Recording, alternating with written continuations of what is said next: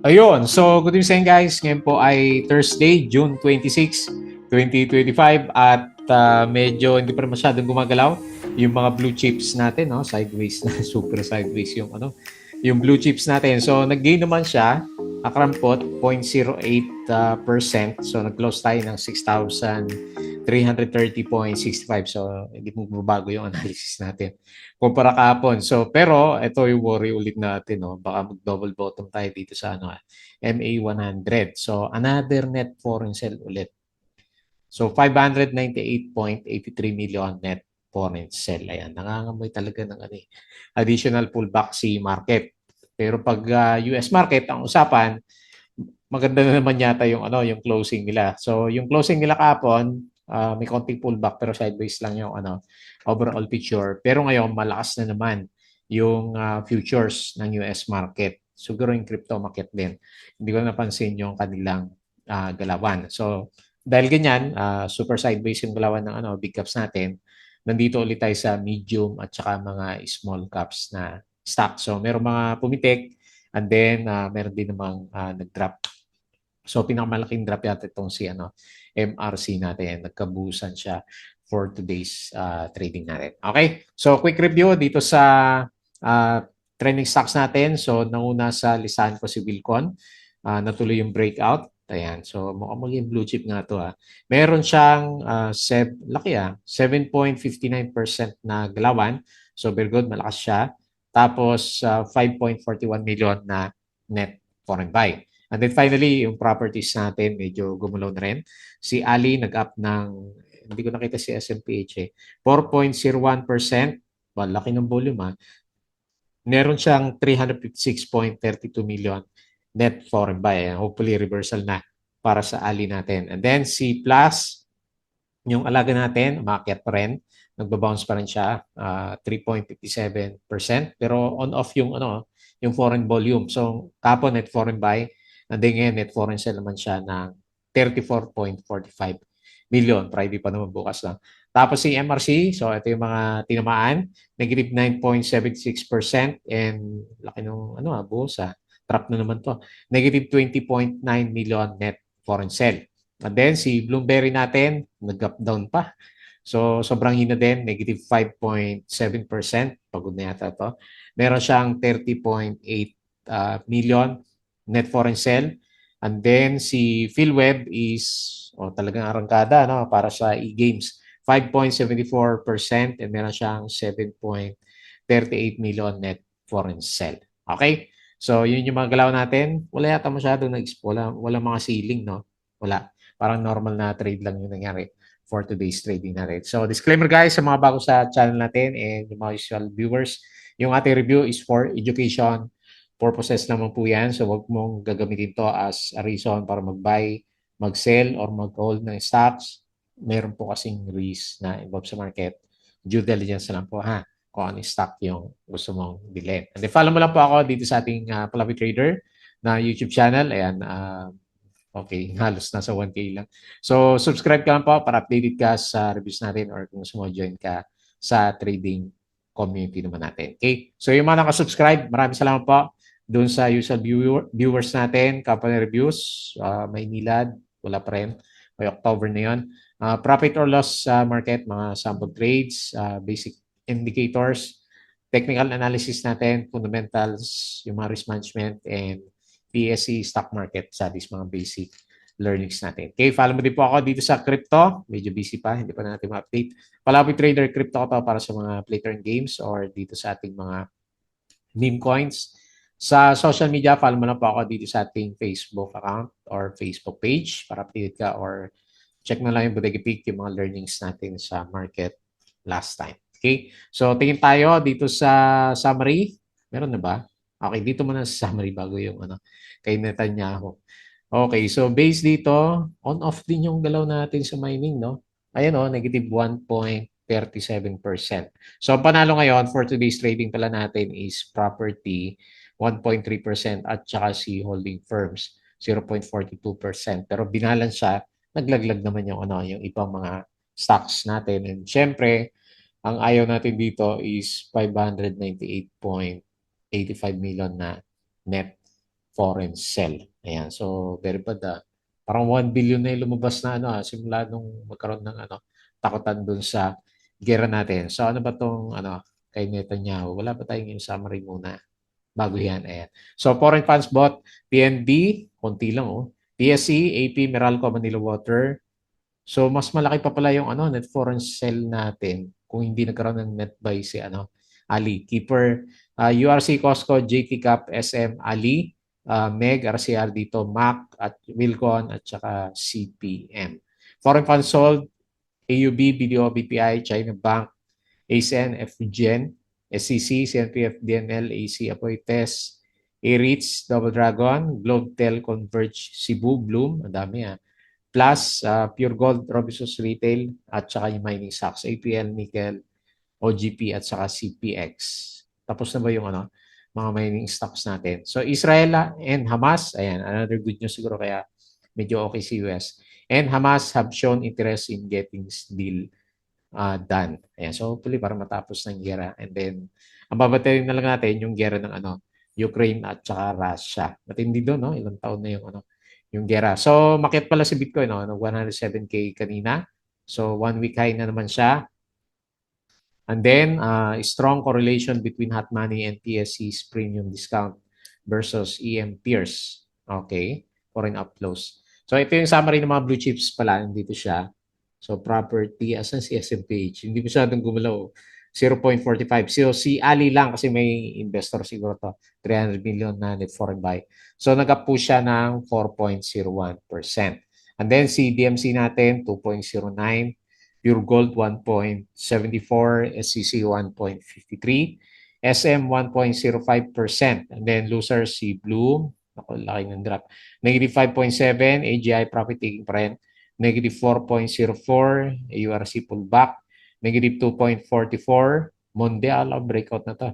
Negative 2.04% and CNPF negative 1.35%. So mix lang, balance lang yung galawan ng buong blue chips.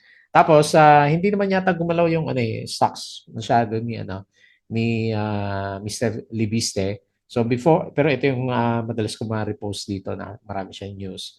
Before taking his oath as a newly elected representative of Batangas First District. So nag-sold off siya ng raising more than 34 billion peso. Laki, no? In the process. So bibenta na ba niya? Si Meralco yata bumili, si MGen. So, Spain Easy, Leandro Albiste raised over 34 billion, laki, from selling 16.44 billion SPNEC to Meralco, ayan, and 2.2 billion to the public. So, the transactions precede his assumption as Batangas congressman. So, bawal ba silang public officials, bawal bang humawak ng maraming shares ng isang company? So, Asia stocks rise on tech boost, so US market. So mix lang talaga yung galaw, no? And then andito na kanina pa si Ali. Saka DMC at saka Pure Gold. So sila talaga yung nauna kanina. ECBC revises par value to 0.1 peso per share.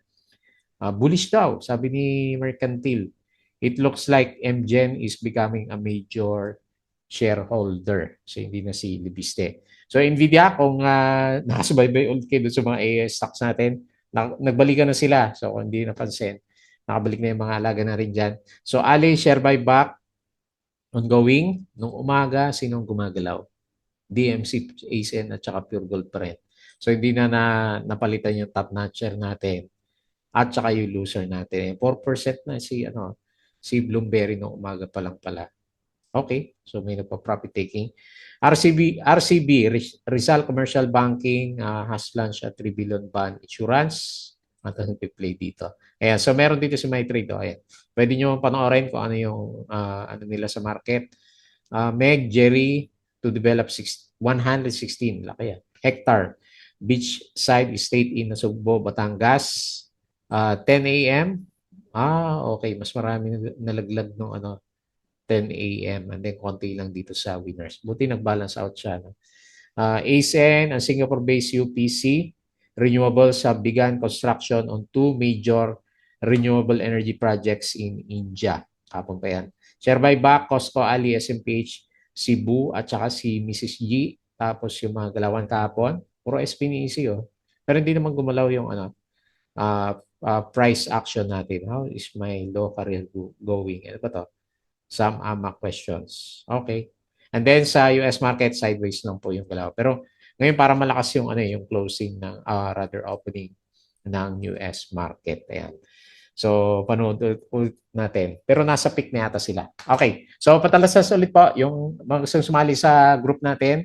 I-check mo na lang po yung ating Patreon channel naman. Okay? So, pwede ka mag-start by July na lang para sa monthly cycle natin. Okay? So, closing natin, very bad pa rin, 598.83 million net foreign sale and 0.08%. So, nanganganib pa rin yung ano, yung galaw natin. Hopefully, maganda naman yung closing ng blue chips bukas. Kasi ilang 2 weeks na yata tayo na ano na hindi gumagalaw sa mga blue chips natin. Ayan, meron pala dito, may support dito. Okay, so hopefully hanggang dyan tayo. 6,200 to 6,400 pa rin. Nililitan natin yung range kasi sideways lang yung galaw ni market. So yung RSI natin hindi makagalaw at naku, bearish pa rin yung itsura ng ano, MACD formation. Wala pa, hindi pa siya reversal. Okay, so mix yung galawan ng mga big caps. So tingin na lang tayo sa mga winners. Mga penny stock yata yung ano malakas yung galaw. WPI Infra. Ayan. So ito si Wilcon, may volume. Ayan. Laki ng volume niya. Ayan, buhay na ulit si Wilcon. Medyo maganda yung breakout. So silipin natin. Nasa yung pinaka-next na resistance, 7.59%. Si Web, naarangkada talaga si Web. Baka maganda yung e-games niya. 5.74% si Bloom wala na. Napagod na. Tapos si Ali 4%. Hopefully yan na yun. Nakailang breakout ka na sa MA 100 pero hindi matuloy-tuloy. ABS-CBN gumagalaw 3.86 plus yung alaga natin. Okay, tama-tama bukas para sa MA20. 3.57. Tapos si FGen, ayan, FPH, FGen, nakita ko kanina umaga 2.35% DMC, ayan, nabubuhay na sila. 2.09 and Robinson, 1.85. Uy, umaga na si Robinson natin. 1.85 and Pure Gold, eto maganda, pa-breakout. Tama-tama ito bukas, no? Breakout na pala siya. Pero, okay, may tendency nga mag-break. Another breakout ulit. Si Pure Gold. Congrats kung meron kang Pure Gold, pa-uptrend na yung galaw natin. Okay. Sa losers, sa may volume, nanguna si MRC. Naku, trap. Negative 9.76%. Si STN, negative 7%. Napagod na si STN, PHR, walang volume. Si Bloom, laki ng volume negative 5.7%, AGI minus 4, ayan, pullback na si AGI. LC, nahirapan na. Okay, Fibonacci na naman to si LC. Negative 3.87%. And CPG, na-review natin yung isang araw, nag-drop din. Negative 2.94%. STI, nag-drop din. Negative 2.41%. Okay? So wala akong masyadong makitang pattern sa market natin. So kung sino yung gumalaw, yun lang. Minsan kahit walang catalyst, gumagalaw yung mga stocks natin. Okay, so dito naman sa US market, maganda po yung futures. S&P 0.36, Dow Futures 0.3, Nasdaq Futures 0.48%. Okay? So maganda yung pinapakita. Europe na una na. So verde sila. And Asian markets is mix. Okay, mix. Mahina. So same din lang, sideways yung galawan ng Asian markets. Crypto. Okay, malakas. 107K si Bitcoin, 2.4K si Ethereum, BNB 644, medyo drop siya ng konti. Sol 143. Si Dodge laglag 2.23% and wala na si Shiba nasa next page na siya. Lumit na yata yung market cap ni Ayan So negative 1.96%. Marami na yata ibang mga bagong meme coins dito na umakyat. Shiba sa Dodge lang naman, di ba? Pero may mga sina Avax. Okay.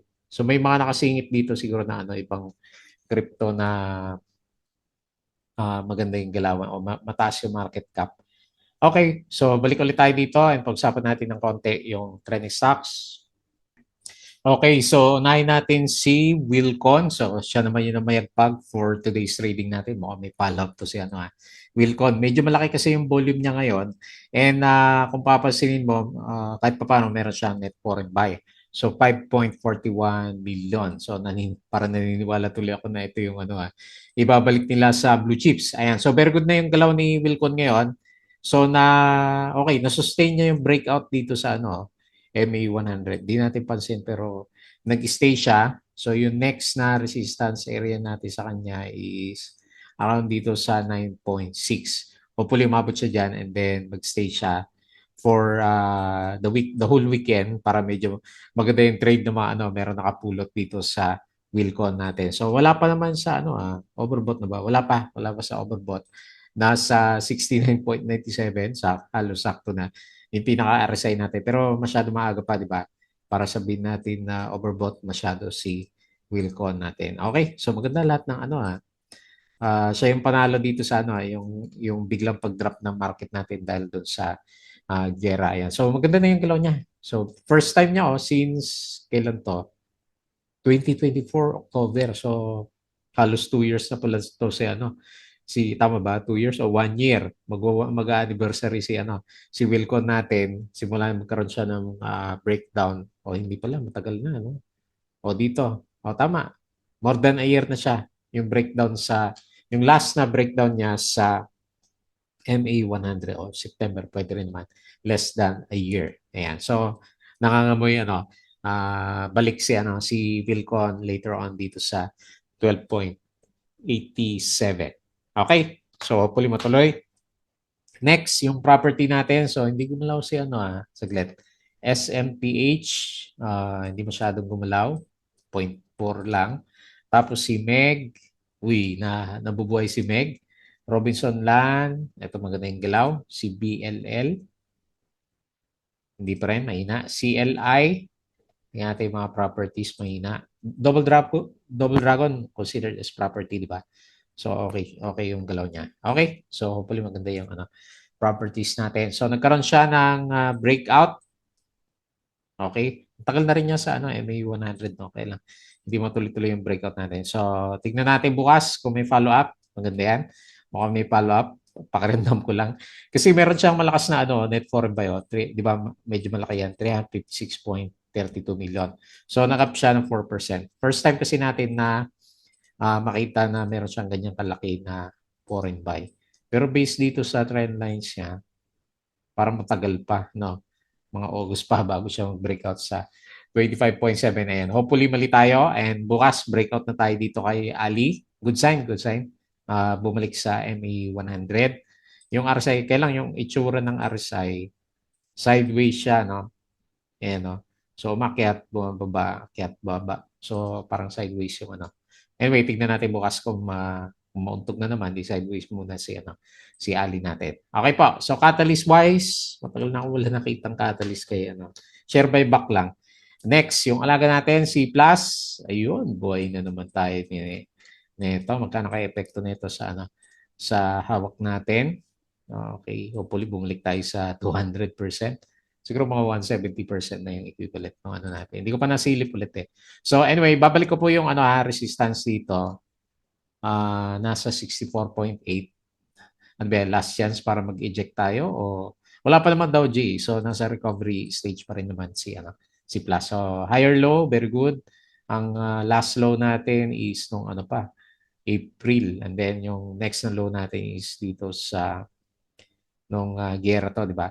So nung June 23. Ayan, hopefully recovery na. Too early to say kasi wala pa naman siya dito sa MA20. Pero bumalik na ng konti yung itsura ng RSI natin. Pero yung MACD, mahina pa rin. Ayan. So, anyway, tingnan natin bukas. Kailan kasi ba't lumabas to, no? 34.35 million net foreign sell. 3.57%.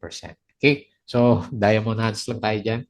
Pagdating kay Plus. Next, MRC. Ang nangyari naman, trap na naman pala itong MRC natin. Laki na rin ng drop niya. Lakas naman makatrap na ito. Oh, laki oh. 25.09%. Okay? Tapos wala pa yung falling knife pa, wala pa yung Dow G natin. Okay? So hindi pa natin makita yung bottom niya. Hopefully, bottom na yan. 0.72. Pero wala pa kasi yung Dow G. Tapos Friday pa bukas. Ayan, nagunahan sa exit yung mga holders natin. So negative 20.9 million net foreign sell and malakas yung drop. Negative 9.76. Pinapump lang naman to si MRC. Wala tayong catalyst, di ba?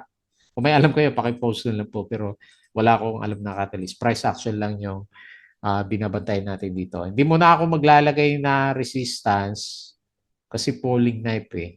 Kailangan makita natin yung Dow G bago natin masabi na recovery na siya. Pero may ugali nga siya, no? Ayun, no? 30% pa nga bago siya magkaroon ng recovery. Tapos bumagsak na. And then, ilang buwan? Tagal din 5 months bago naka-recover si MRC. And then, nag-trap tayo dito sa 0.94. Okay? So, bearish muna tayo hanggat wala yung Dow G. Next, Bloomberry. Ba't kaya nag-up down si Bloom natin? Napunta na yata kay web lahat ng traders ulit natin sa kanya. Not a good sign. Bearish. Engulfing candle. Baka mag-fill the gap tayo ulit dito sa 4.96. Diretso yung bakit kaya diretso yung RSI level natin? So anyway, ayan, hindi pa naman lower low. Hopefully flag formation pero hindi. Kasi meron siyang drop ng price action. Hindi makita mo, pare-parehas yung indicators ng MACD, RSI is medyo pababa yung galawan ni Bloomberry. Medyo bearish na tuloy si Bloom. Anyway, masyadong mataas na kasi siya dito sa MA100, no? So, profit taking. Malakas na profit taking. So, negative 5.7% and 30.8 million net foreign sell. And then lastly, PhilWeb. So, ito yung hindi ko naasahan na, malakas yung galawan. Ayan, pa-breakout na yata. Okay, halos mag-breakout na. Nandito na siya ulit sa peak. So, tama-tama bukas. Observe na lang. Doon sa mga merong hawak, kung may gap up and Dow G, alam mo na, profit taking. Pero pag solid yung candle natin, baka next week, fill the gap tayo kasi may gap na malaki dito. Ayan. So, nakadepende tayo bukas kung meron tayong breakout na price action. Pero base lang dito sa galaw natin, syempre, uptrend. So, maganda yung pinapakita ng mga indicators ni web. Ayan, good catalyst lang yan. So, ang sabi lang naman is, nag-apply siya para sa GCash. Nag-apply pa lang So, kung ma-approve na yon, another news na naman. Catalyst para mag-fill the gap dito sa 3 pesos. Okay? So, yun lang yung expectation ko sa kanya. So, nag-up siya ng 5.74% and 7.38 million net foreign sell. Okay, so yun lang muna yung ating review. So, meron pa wala namang holiday sa Pinas. No? So, dito kasi sa Malaysia, meron kaming holiday. So, parang Islam New Year. Ayan, yun yata yung pinaka-holiday dito. So, anyway, tignan natin bukas. Hopefully, maganda yung close ng Friday para okay naman yung vibes natin. Balik tayo dito sa MA20. So, maraming pipitikan na blue chips kapag bumalik tayo dito sa 6,390 o 6,400 level. Pero parang less likely dahil sa malakas yung net foreign sell. Anyway, tignan lang natin bukas. Okay po. So, yun lang muna yung ating review. Bago tayo close, please don't forget to subscribe dito po sa channel, ha? So, join ka lang dito sa group kung gusto mo ng guide. Crypto ko to, Facebook account, Facebook page, Pudekipik. Yan, check mo na lang. Yung Twitter and Patreon channel sa mga gusto ng guide. Sarili lang po kayo. Okay, so yun lang. Maraming salamat. Kita ulit tayo bukas.